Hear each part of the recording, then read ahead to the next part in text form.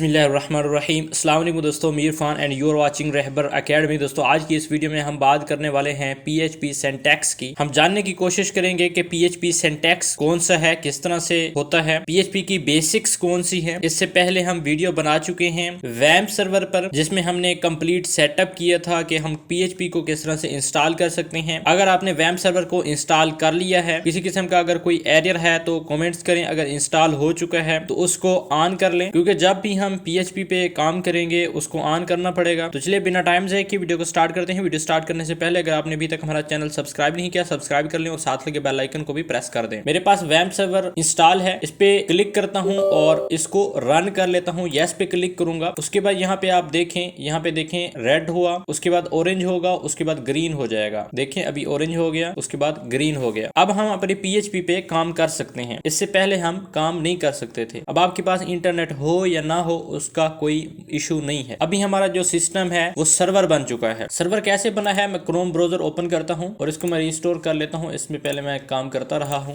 यहाँ पे मैं लिखूंगा लोकल होस्ट। आमतौर पर जब हम वेबसाइट सर्च करते हैं ऑनलाइन तो उसके लिए हम लिखते होते हैं HTTPS।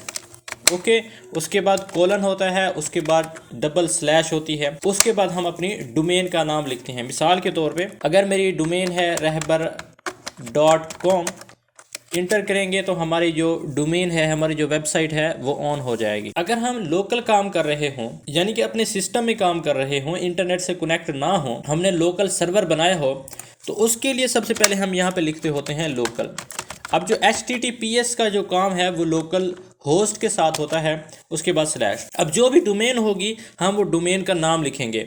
बेसिकली डोमेन कौन सी होती है, सी ड्राइव में जाएंगे। पिछली वीडियो में मैं आपको दिखा चुका हूँ, सी ड्राइव में गया, उसके बाद यहाँ पे लिखा हुआ है वैम्प 64 और यहाँ पे है W3। अगर आप वैम्प सर्वर इस्तेमाल कर रहे हैं तो W3 के नाम से एक फोल्डर मिलेगा आपको। अगर आप ज़ैम्प सर्वर इस्तेमाल कर रहे हैं फिर आपको यहाँ पे मिलेगा htdocs। अब W3 पे मैं क्लिक करता हूँ, ऑन कर लेता हूँ। यहाँ पे जितने भी ये फोल्डर बने हुए हैं ये मेरी सारी डोमेन्स हैं। मैंने बहुत ज़्यादा प्रोजेक्ट पे काम किया हुआ है, लेकिन आपके पास ये बिल्कुल खाली आ रहा होगा, कुछ भी नहीं होगा। पिछली वीडियो में हमने एक यहाँ पे फोल्डर बनाया था रहबर। ओके, अब यहाँ पे देखें मैंने लिखा है रहबर, यहाँ पे लिखता हूँ रहबर.com, यानी कि रहबर.com एक डोमेन है। इंटर करता हूँ, कुछ भी शो नहीं हुआ, कह रहा है नॉट फाउंड।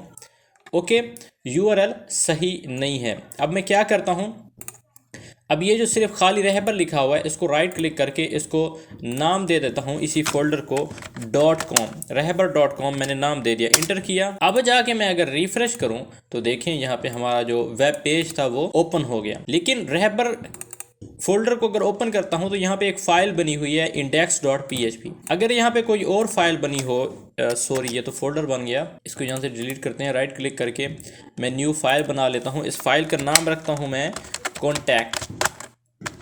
contact.php। इंटर करता हूँ और यस किया। अभी देखें मैं रहबर.com के बाद स्लैश लगाया, स्लैश लगाने के बाद यहाँ पे लिखूँगा contact.php। ओके, तो ये खाली पेज आ रहा है क्योंकि इस फाइल में हमने कुछ टाइप नहीं किया, बिल्कुल ब्लैंक है। एक बात आपने माइंड में रखना है, और मैं ये समझता हूँ कि आपको पहले इसका इल्म होगा कि जब भी हम फोल्डर में किसी फोल्डर में काम कर रहे होते हैं तो एक फ़ाइल होती है index.php। index.php ऑटो सेलेक्ट हो जाती है, इस चीज़ का तो आपको इल्म होगा।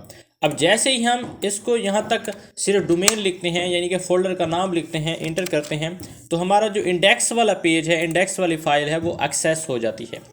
अब हम इसको एडिट करना चाहते हैं, राइट क्लिक करेंगे, ओपन विद कोड करेंगे। ये चीज़ें बेसिक हैं जो आप पहले से ही जानते होंगे। मैं इंडेक्स वाली फाइल को सिलेक्ट करता हूं और ये सारा जो डेटा है सारा डिलीट कर देता हूं।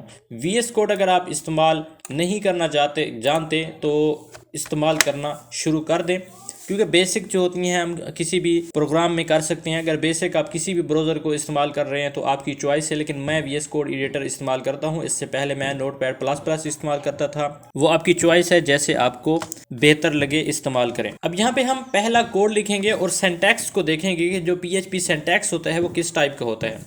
पहली बात तो ये है कि अगर एक्सटेंशन .php नहीं होगी तो हमारी PHP काम नहीं करेगी। अगर .php होगी, हमारी एक्सटेंशन .php होगी, तो फिर हम उसमें HTML CSS जावास्क्रिप्ट को इस्तेमाल कर सकते हैं, उसमें कोई इशू नहीं है। यहाँ पे मैं लिखता हूँ लेस देन, उसके बाद लगाऊंगा क्वेश्चन मार्क, उसके बाद PHP लिखूंगा, उसके बाद मैं यहाँ पे कुछ भी टाइप करता रहूँ और लास्ट में जब इसको क्लोज करना हो question mark greater than, control S करके जाके रिफ्रेश करता हूँ अपना ब्राउज़र, तो ये देखें यहाँ पे एरर शो हो रहा है। इस बात को आपने माइंड में रखना है। यहाँ पे वो कह रहा है वार्निंग, यानी कि वार्निंग दे रहा है use of undefined constant.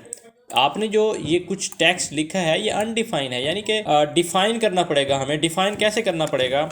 Define करने के लिए हमें इसको इको के अंदर रखना पड़ेगा। जो इको होता है किसी भी डेटा को प्रिंट करने के लिए इस्तेमाल की जाती है। यहाँ पे हमने, अगर आपने जावास्क्रिप्ट देखी होगी, जावास्क्रिप्ट हम लिखेंगे और यहाँ पे मैंने स्क्रिप्ट लिखा, उसके बाद स्क्रिप्ट को क्लोज किया। इसके अंदर हम लिखेंगे document.write और यहाँ पे हम अपना मैसेज लिखेंगे हेलो वर्ल्ड और लास्ट में हम सेमीकोलन दे देंगे। अगर ना भी दें हमारा प्रोग्राम रन हो जाएगा। देखें हेलो वर्ड यहाँ पे डिस्प्ले हो रहा है। इसी तरह अगर यहाँ पे सेमीकोलन लगा दें, कंट्रोल S करके रिफ्रेश करें, कोई फर्क नहीं पड़ा। PHP भी एक फंक्शन रखती है जिसकी मदद से हम डेटा प्रिंट करवा सकते हैं, टेक्स्ट को प्रिंट करवा सकते हैं। यहाँ पे उसके लिए हम प्रिंट करवाने के लिए यहाँ पे हम लिखते होते हैं इको, डबल कोट्स लगाते हैं, सेमीकोलन लगाते हैं और यहाँ पे मैं लिखता हूँ हेलो वर्ल्ड 1, कंट्रोल S करके रिफ्रेश करूँगा तो देखें अभी हेलो वर्ल्ड 1 पहले लिखा हुआ आ रहा है, उसके बाद PHP वाला हेलो वर्ल्ड हमें मिल रहा है, सॉरी जावास्क्रिप्ट वाला। अगर इस जावास्क्रिप्ट वाले हेलो वर्ल्ड को मैं यहाँ से कट करूँ और यहाँ पे जाके पेस्ट कर दूँ और इसको नीचे ले आऊँ, कंट्रोल S करूँ, अब जाके मैं रिफ्रेश करता हूँ तो देखें हेलो वर्ल्ड 1 शुरू में आ गया। और अगर यहाँ पे मैं लिखता हूँ वेलकम, कंट्रोल S करके रिफ्रेश किया, देखें वेलकम पहले आ गया। PHP की आपको समझ आ गई। दूसरी बात ये कि ये जो PHP क्लोज कर रहे हैं, अगर इसको मैं ख़त्म कर दूँ यहाँ से कंट्रोल S करके रिफ्रेश करूँ फिर भी काम करेगा, लेकिन अगर इसको मैं टॉप पे ले जाऊँ, यहाँ से क्लोज किया और यहाँ पे जाके पेस्ट किया, कंट्रोल S करके रिफ्रेश करूँ तो देखें अभी एरर आ रहा है। इस बात को आपने माइंड में रखना है कि अगर किसी पेज में हम PHP टाइप कर रहे हैं, उसके बाद उसके नीचे हम कुछ टेक्स्ट वगैरह ऐसा नहीं लिख रहे जिसकी वजह से एरर का हमें सामना करना पड़े। जैसा कि अगर हम जावास्क्रिप्ट उसमें यूज़ कर लेते हैं, CSS यूज़ कर लेते हैं, HTML यूज़ कर लेते हैं, तब तो ये PHP काम नहीं करेगी। लेकिन अगर PHP को लास्ट में हम इस्तेमाल कर रहे हैं, उसके बाद हम कुछ भी टाइप नहीं कर रहे, छोड़ रहे हैं, तो फिर अगर PHP क्लोज ना भी करें तो PHP काम करेगी। ओके, कंट्रोल S करके रिफ्रेश किया है, वेलकम हेलो वर्ल्ड आ गया।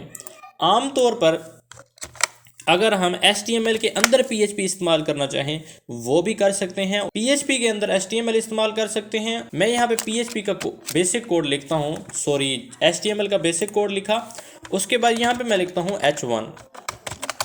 H1 लिखा। अब इसके अंदर मैं PHP टाइप करूँगा, लेकिन याद रहे एक्सटेंशन वही होनी चाहिए। एको दूंगा, एको देने के बाद और लास्ट में हम इसको क्लोज कर देंगे और यहाँ पे मैं लिखता हूँ वेलकम, कंट्रोल S करके रिफ्रेश किया, देखें वेलकम हमारे पास H1 के अंदर आ गया। उम्मीद है यहाँ तक आपका कॉन्सेप्ट क्लियर हो चुका होगा। और अगर लास्ट में जाके मैं दोबारा PHP का कोड लिखूँ और यहाँ पे मैं लिखूँ वेलकम, सॉरी,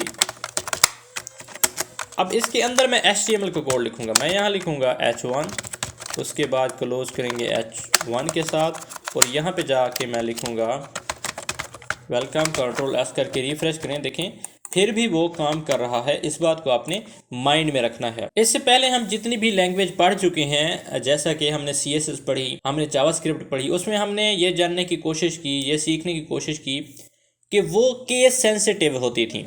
अगर उसमें स्पेलिंग मिस्टेक हो जाती तो वो काम नहीं करती थी। अगर HTML है, HTML में मैं यहाँ पे H बड़ा कर दूँ तो ये केस सेंसिटिव नहीं है, बल्कि काम करेगा, कोई एरर नहीं आएगा। इसी तरह PHP भी केस सेंसिटिव नहीं है। अगर ई को मैं बड़ा कर दूं, Ctrl+S करके रिफ्रेश करूं, कोई फ़र्क नहीं पड़ने वाला। Ctrl+D कर दूं और यहाँ में मैं लिख दूं हेलो वर्ल्ड। मैंने यहाँ पे लिखा हेलो वर्ल्ड और इसको यहाँ पे H को बड़ा कर देता हूँ दरमियान में और यहाँ पे O को बड़ा कर देता हूँ, कोई फ़र्क नहीं पड़ने वाला। देखें हेलो वर्ल्ड, वेलकम, ये चीज़ें उम्मीद है क्लियर हो चुकी होंगी। ये था बेसिक सिंटैक्स, जो कि बेसिक मैंने बताई आपको, HTML इस्तेमाल करना और ये चीज़ें। तो मिलते हैं न्यू वीडियो में न्यू टॉपिक के साथ, तब तक के लिए अस्सलाम वालेकुम।